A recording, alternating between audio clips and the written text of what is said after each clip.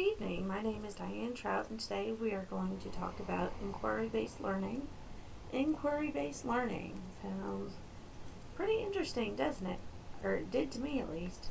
Inquiry-based learning is basically giving students guiding questions and letting them work on their own, individually or in groups, to answer them. And you think that students are going to get out of hand, and most of the time they don't. I mean, they occasionally do, and the teacher has to bring them back, but inquiry-based learning is a very important tool to help students learn. Students have different roles.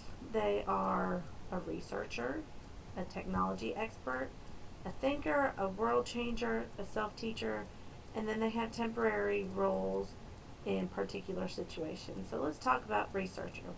As a researcher, the student is going to look at different ways to figure out what they're working on. The lesson that I looked up was about natural disasters, and it said for students to research the given topic of natural disaster. They get to pick which one out of four: earthquakes, tornadoes, hurricanes, and tsunamis, and they'd have to research it. And so if you group students in groups of 2 or 3 or 4, they'll be able to divide up their tasks and better help each other research over the internet through their books. Another role of students is a technology expert. Nowadays, so many students are more technologically savvy than their teachers that we could actually learn a lot from them. So if we ask them to create a PowerPoint presentation, chances are most of them probably won't have much of a problem doing that because they know what technology is. Thinker is another student's role. It is their responsibility to think on their own and think as a group about the topic given to them. Another role is world changer, and another is self-teacher. Students need to realize that they can change the world if they so need it, if they so desire. And self-teacher is a lot of kids can learn how to add through, let's say, video games, or learn their ABCs through video games. I don't suggest just learning it that way, but it helps. So self-teaching is something that students do on a day-to-day basis, whether they're actually thinking about it or not. Temporary student roles in particular situations depends on what they're doing. If they're playing like Roller Coaster Tycoon, they may own and run their own kind of business. The main one is different role-playing games, either online or in the classroom. And that's an important way for students to discover what different roles are played in society. Next is the teacher's role. Teachers coach and they guide. This gives the student directions, gives the students directions. And another goal of the teacher's role is an instructional expert. They're the designer, the questioner, the context setter, the rigor provider, and the quality assurer. Without the teacher there to kind of keep them on track, they would have a hard time getting everything done like they were supposed to, probably. So it's up to the teacher to give them those guideline questions that will make them learn and discover.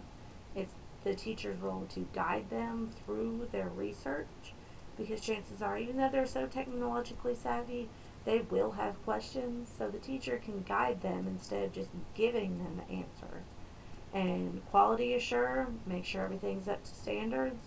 Rigor provider and context setter and questioner and designer keep everybody on track. Teacher's role is just as important as the students. Research, when using inquiry-based learning, shows that students have higher test scores because they learn to think for themselves. They generate and transmit funds of knowledge. And individuals need many perspectives on the world, and this helps them find those perspectives. Inquiry-based learning also has higher graduation rate and higher workforce and college readiness. That's a very important thing nowadays, is some people may make A's all through high school, but when they go to college and they're asked to think for themselves or go to work and you give them a project and not given clearly defined guidelines, they might have a hard time figuring out how to do that. So if they have been through some inquiry-based learning, they will be able to know how to figure things out a little bit better for themselves. Best practices. Best practices associated include classroom management, peer interaction, detailed planning, a significant time investment for planning, implementation, and evaluation, well-designed assignments, a clear understanding of the roles of each participant, a shared commitment to inquiry-based learning, competence in designing and implementing inquiry activities, and team teaching. So all of these are some of the best practices. Probably one of the best one is a shared commitment to inquiry-based learning, because if the students aren't on board, they will be bored.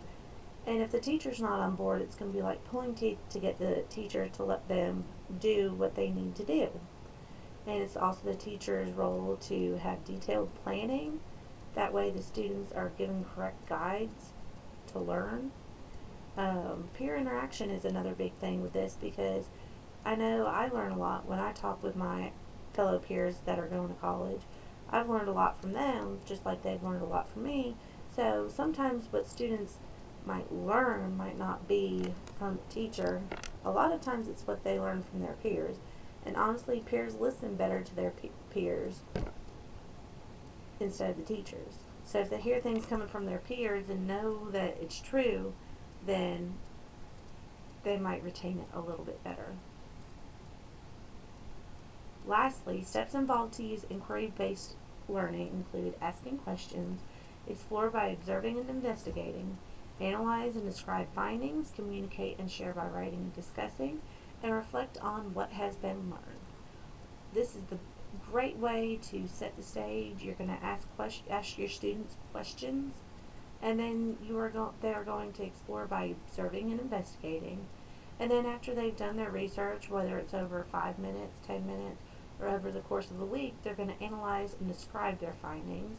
And then they're going to communicate those findings by sharing, by writing and discussing, or by doing projects.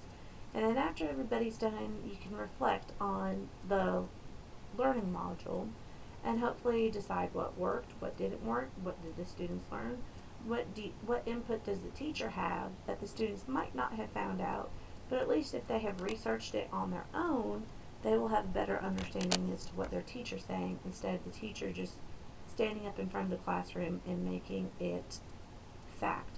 Because I know I learn better if I go find the answers on myself. I might not always want to, but I do learn better when I go find the answers on my own. And most kids are that way, because it is a very hands-on learning environment. And I hope that this has described inquiry-based learning, and I've learned a lot about inquiry-based learning. I'd like to use it in my classroom.